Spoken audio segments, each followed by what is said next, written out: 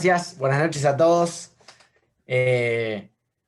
Bueno, curiosamente, mi auditorio también es un grupo de pastores y líderes.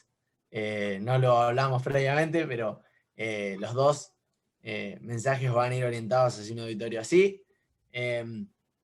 Y entonces, quiero arrancar pensando juntos, y me encantaría que poder escucharlos o de mínima leerlos en el chat. ¿Qué es lo que más te impacta de un líder? Una característica, la que sea. Lluvia de ideas. Su vida, en general, Tu íntegra. vida en general. Bien. Que A mí sea me sincero. impacta. Carisma. Carisma. Carisma. Que mire a los ojos. Que mire a los ojos, muy bueno. Poli.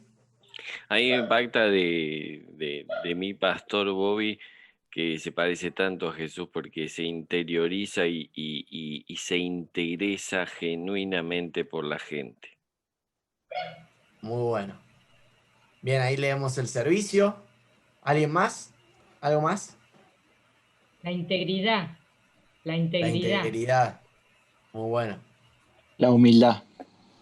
La Que humildad. sea un modelo a seguir. Muy bueno. Que se sepa comunicar. Muy bueno. Amoroso. Bien. Amoroso. ¿Alguien más?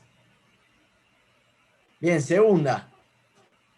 ¿Qué crees que es lo que más impacta de vos como líder a aquellos que estás liderando? Esa es más difícil. Mía honestidad. Bueno. Muy bueno. Coherencia. Coherencia. Coherencia. Pido Creo perdón que cuando me equivoco.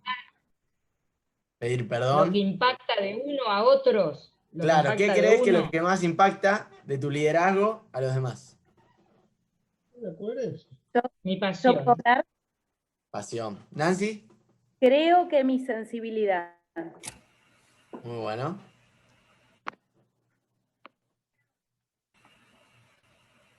El interés humano por el otro. Claro. La empatía, que iba a decir. Muy bueno. Bueno, gracias a todos, ¿sí? Y me encantó que una de las cosas que más surgió tiene que ver con el carácter. Solamente hubo un comentario que igual considero que es súper válido y creo que a lo que nos llama mucho la atención de un líder es que se sepa comunicar, pero de muchas cosas que se dijeron, solo en una vez nombramos la importancia de que se sepa comunicar bien. Después siempre hablamos del carácter, de la humildad, de la coherencia, de la integridad, del servicio. Ahí Poli nos suma su servicio de acompañamiento. Si alguien que está conmigo me tiene que decir algo complicado, lo voy a aceptar, ¿sí? Mucho tiene que ver más con la vida del líder, con la vida de esa persona, que puntualmente con cómo enseña o lo que sabe, ¿sí? Que es realmente importante. Pero como una vez para un taller sobre líderes, le hice una encuesta a 50 pares, más o menos 50 amigos, sobre qué era lo que más le había impactado a algún líder. Y prácticamente un 80-90% me habló de que estuvo ahí cuando lo necesité, que me llamó ese día, que se preocupó por mí, que sabe mi historia, y así, casi siempre tenía que ver con el carácter y con el trasfondo del líder, ¿sí? Que tenía que ver más con el corazón y con su coherencia y con su día a día y con su integridad y con su ejemplo, ¿sí? Y con esta idea en mente, ¿sí? Todos somos líderes en algún ámbito, nos toca enseñar, nos toca acompañar a otros, y quiero que nos embarquemos en este pasaje del Evangelio de Juan, ¿sí? Un evangelio son los libros que cuentan más puntualmente y más detalladamente la vida de Jesús, ¿sí? El Evangelio de Juan tiene textos narrativos como también textos discursivos, ¿sí? Y fue escrito, fue el último evangelio publicado. Y Juan quizá cuenta un poco con esa ventaja de haber sido el último en escribir, ¿sí? Claramente tiene un énfasis a mostrar que Jesús era el verdadero Hijo de Dios. Y vamos a ver, durante todo el libro de Juan podemos ver cómo Juan deja en claro que Jesús era el Hijo de Dios, que no había duda de eso. ¿Sí? Previo al pasaje, porque quiero que nos embarquemos, ¿sí?, en el pasaje que está en el capítulo número 3, que fue el que leímos antes, Juan nos presenta a Jesús como el Verbo de Dios, después el ministerio de Juan el Bautista y después ese primer milagro por el cual Jesús comienza a tomar, a hacerse, digamos, a hacerse más público, que fue en la boda de Caná. Después de esto, Juan nos lleva a Jerusalén, en donde Jesús entra con el látigo y saca todos los puestos del templo. Y después de eso, nos lleva al encuentro con Nicodemo. ¿Sí? Y en el pasaje que ya leímos, podemos ver, ¿sí?, que en esa intervención de Jesús en Jerusalén, Jesús cuestiona públicamente el manejo y el sistema de compraventa que había alrededor del templo. ¿Sí? En el templo, en donde el pueblo iba a hacer sus sacrificios, donde iban a hacer sus oraciones, donde iban a adorar a Dios, había un sistema de compraventa tremendo y Jesús lo cuestiona públicamente. Y no solo lo cuestiona públicamente, sino que físicamente los echa a todos.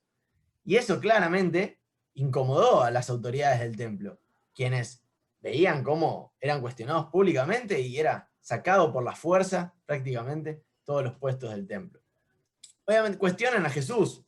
Creo que es una reacción completamente natural ver algo de lo que vos dedicás prácticamente tu día y alguien viene y en un día te lo cuestiona. Tu primera reacción, creo que pocas personas pueden estar tan fríos como para actuar de otra manera. Cuestionan a Jesús. Jesús tiene ahí un diálogo y ellos no lo entienden, pero termina ahí. Juan ahí nos deja, ¿sí?, la idea, ¿no?, de cómo además de eso en Jerusalén muchos estaban creyendo en Jesús por las señales que hacía, pero Jesús a algunos no les terminaba de creer porque él podía saber todo lo que había en los corazones. ¿Sí? Juan nos deja eso antes de meterse en la charla de Jesús con Nicodemo. Entonces, con esa previa, una noche Nicodemo se acerca a Jesús. Muchos se inclinan, ¿sí?, por la postura de que se acercó de noche para que otros no lo vean. Pero otros también se inclinan por la idea de que Jesús estaba tan ocupado en su día que solo le quedó la opción a Nicodemo de convocarlo a la noche para poder charlar un rato con él. Simplemente como para que podamos tener dos ideas, dos posturas sobre por qué Nicodemo fue de noche.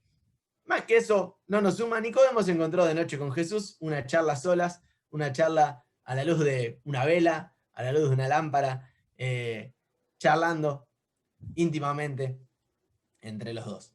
Y Nicodemo era teólogo profesional. Él se dedicaba a estudiar la ley, a las enseñanzas rabínicas y enseñarlas al pueblo. Ese era su trabajo, era su profesión, era su hacer diario.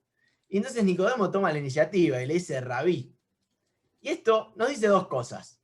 La parte buena era que Nicodemo reconocía que Jesús, vos enseñás cosas que son interesantes escuchar, ¿no? Lo reconoce como Rabí. Reconoce que sus acciones coinciden con lo que ellos creen que es alguien enviado por Dios.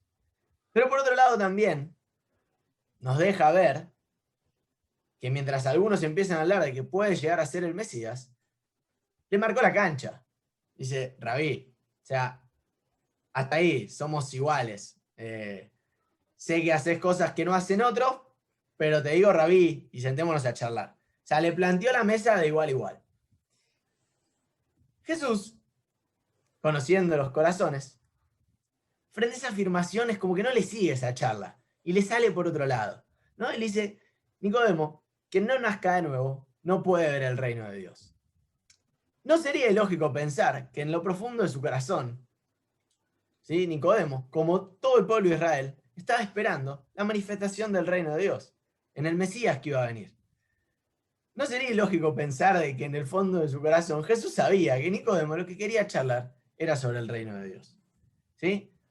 Y parece, ¿no?, que la frase tiene poco que ver con lo que Nicodemo estaba preguntando, pero podemos llegar a pensar que era quizá lo que necesitaba Nicodemo empezar a charlar. Y la frase desconcierta a Nicodemo y le hace una pregunta simple, quizá hasta con tono irónico, y quizá hasta interrumpiendo el discurso de Jesús. pero dejando en claro que no tenía mucha idea de hacia dónde quería ir Jesús, ¿no? Y le dice, ¿cómo nacer de nuevo? ¿No? ¿Cómo que tengo que meterme de vuelta en el vientre de mi madre? ¿No? Y Jesús, como si la pregunta hubiera pasado de largo, sigue con su enseñanza, ¿no? Y le dice, y lo lleva a observar que hay dos tipos de nacimiento, de la carne y del espíritu. De la carne, ¿no? El nacimiento natural, el nacimiento que todos nosotros tuvimos, que no nos acordamos, pero si nos tocó la experiencia de ser padres, lo vivenciamos de otro lado, pero es salir del vientre de nuestras mamás y empezar a vivir fuera ¿no? de ese lugar, fuera de su vientre, ¿no? Y empezar a desarrollarnos. Pero él habla del nacimiento del espíritu. Y Jesús ahí empieza a llevar a Nicodemo hacia el lugar donde él finalmente quería llevarlo con su enseñanza, con su discurso. Instantáneamente Jesús le compara a alguien que nace del espíritu con el viento. Y al viento no lo podemos ver, no lo podemos controlar. Si intenten meter el viento en una botella, intenten decirle al viento lo que tiene que hacer. Al viento no lo podemos ver, no lo podemos controlar. Nos cuesta encontrar explicaciones de cómo funciona. Y el nacimiento, por medio del espíritu, se parece un poco, porque no lo podemos ver, no lo podemos controlar, ¿sí? El nacimiento en la carne lo podemos ver. Quizá podemos influir sobre él, podemos inducir un parto, podemos hacer una cesárea, podemos esperar las contracciones, pero podemos influir un poco. Pero el nacimiento en el espíritu no lo podemos ver, no lo podemos controlar, y es muy difícil de explicar. Pero quien lo experimenta, ¿sí? Los que lo experimentamos, los que tenemos quizá el privilegio, o le llamamos, decimos que seguimos a Jesús, y podemos decir que nacimos de nuevo, lo podemos experimentar, es una experiencia. Nicodemo, lleno de dudas, le pregunta, ¿pero cómo puede ser esto? Jesús continúa el discurso, pero empieza a cambiar un poco el rumbo. Porque si bien empezó a enseñarle sobre el nuevo nacimiento, yo creo, o por lo menos lo que puedo ver a la luz del pasaje, es que el objetivo final de Jesús era dejarle en claro o insinuarle que él era el Mesías, que él era el Hijo de Dios. No se lo dice textualmente, pero vamos a ver que al final le termina diciendo, así como la serpiente en el desierto, una historia muy familiar para Nicodemo, así también va a ser levantado el Hijo de Dios. Y en el camino, ¿sí? Desde que empieza a enseñarle sobre nacer de nuevo y va a llegar ahí, le agrega una frase que a mí me parece fabulosa. No dice, ¿cómo vos, un maestro de Israel, no entiendes estas cosas? Te aseguro que hablamos de lo que sabemos. ¿Sí? Nicodemo le había planteado una mesa de igual a igual, de rabí a rabí, de teólogo a teólogo. Y Jesús dice, te aseguro que hablamos de lo que sabemos. Ahí estamos los dos. Y damos testimonio de lo que hemos visto personalmente. Pero ustedes no aceptan nuestro testimonio. Y ahí empieza a insinuarle Jesús, Nicodemo, no estamos en la misma mesa. O sea, yo me estoy sentando con vos, pero yo te hablo de lo que sé, pero te hablo de lo que vi personalmente. Y empieza a insinuarle que él vino de otro lugar, que él descendió del cielo. Porque después sigue diciendo, ¿no? Nadie puede ver estas cosas sino el que ha descendido del cielo. Entonces le empieza a dejar ahí sobre la mesa que él es el Hijo de Dios. Y en esta frase Jesús hace la curva para llevar a Nicodemo a ese lugar donde él quería ir. ¿Sí? Jesús aclara cómo él habla de lo que sabe, como Nicodemo, pero también le marca la diferencia de que también habla de lo que vio, habla de lo que ve, da testimonio. ¿Sí? Él es el Hijo de Dios que descendió del cielo, ¿no? Y habla de lo que sabe, porque también es lo que ve. Finalmente, para terminar, Jesús le deja explícita, o más bien no totalmente textual, pero le deja marcada su identidad como Hijo de Dios y su propósito en la tierra, haciendo una comparación de que así como fue levantada la serpiente de bronce en el desierto para la salvación de los que iban a morir, así también va a ser levantado el Hijo de Dios para salvación de los que crean en él. Según el relato de Juan, Jesús, el objetivo que tenía era finalmente revelar quién era él. En el camino enseñó sobre el nacer de nuevo, y quizá era lo que Nicodemo, un líder con un montón de conocimiento, necesitaba escuchar sobre el nacer de nuevo. Y podríamos definir que el reino, ¿sí? Que podemos ver cuando nacemos de nuevo, ¿sí? Podemos definir que reino es un lugar donde una voluntad predomina por sobre otra. ¿Sí? Un reino era un lugar donde la voluntad de un rey, ¿sí?, predominaba por sobre otra. Y ese reino que Jesús nos invita a ver luego en nacer de nuevo, es el reino de Dios. Por lo tanto, el reino de Dios es un lugar donde la voluntad de Dios va a predominar y donde la voluntad de Dios predomina por sobre las demás. Por eso, en el Padre Nuestro Jesús nos enseña a orar: venga tu reino, hágase tu voluntad. A plantear el tema del nuevo nacimiento, Jesús sigue hablándole a Nicodemo de conceptos teológicos. Eso es un poco lo que decíamos antes, lo cual Nicodemo acostumbraba a hacer. Y en ese punto ellos seguían al mismo nivel. Pero luego comienza a hablar de cosas que Nicodemo no podía llegar a entender. Y ahí Nicodemo empieza a darse cuenta que de golpe Jesús estaba hablando de una verdad aún más profunda. El nacer de nuevo es una condición necesaria para ver el reino de Dios. Pero la condición necesaria para nacer de nuevo, Jesús la deja en clara al final: creer en Él. Al creer en Él, nuestros ojos son abiertos para ver el reino de Dios. Y al reconocer que Jesús es el Hijo de Dios, nuestro concepto del mundo va a cambiar por completo. Al creer en Jesús, el Espíritu Santo es quien hace nacer de nuevo nuestro espíritu. Si experimentaste el nacer de nuevo, vas a entender la analogía de Jesús. Nadie notó un cambio por fuera. Nadie puede explicarlo. Pero vos lo sentiste. Y poco a poco quienes convivían con vos van a notar que el viento en tu vida cambió. Que tu vida no es igual que antes, que no estás pensando como antes, que no estás decidiendo como antes. Porque si bien en la carne no se nota, en tu espíritu vos naciste de nuevo. No podemos nacer de nuevo y que nuestra vida siga igual. Pensemos en nuestra primera experiencia con Jesús, en nuestro nacimiento, nuestro nuevo nacimiento. Nuestra vida no fue igual. Cada día teníamos el entusiasmo y la expectativa de ver a Dios obrar. Cada día creíamos que nuestra vida podía ser transformada un poco más. El problema, o por lo menos el desafío que a veces experimentamos los que empezamos a tener distintas responsabilidades, es que esa experiencia tan real y tan fresca y tan dinámica puede empezar a perder un poco de sabor. Puede empezar a apagarse un poco, a correrse de ese entusiasmo, de esa dinámica. Hoy vivimos en una cultura que busca razonar, medir y entender prácticamente todo. Buscamos medir con estadísticas, tener el control de muchas cosas. Y sin duda está muy bien buscar razonar y entender todo lo que podamos.